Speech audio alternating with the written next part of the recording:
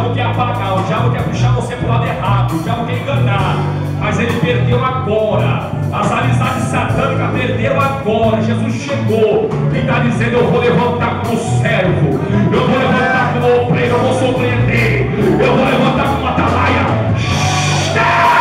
Receba agora o raio de poder do Espírito. Agora. Receba aí atrás agora, receba onde você estiver. Levanta a sua mão, levanta a mão onde você estiver. Não dá para me orar por todos, levanta a mão. Receba na palma da tua mão agora. Uma bola de fogo agora. Vai queimar a tua mão, vai queimar a tua mão, vai queimar a tua mão.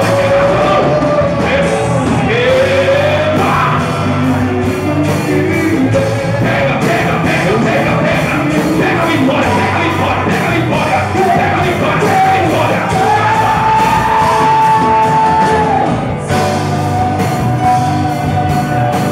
Olha Jesus batizando com o Espírito Santo aqui. Olha Jesus batizando com o Espírito Santo aí. Olha aí, deixa. É o poder da alegria do Espírito, irmão.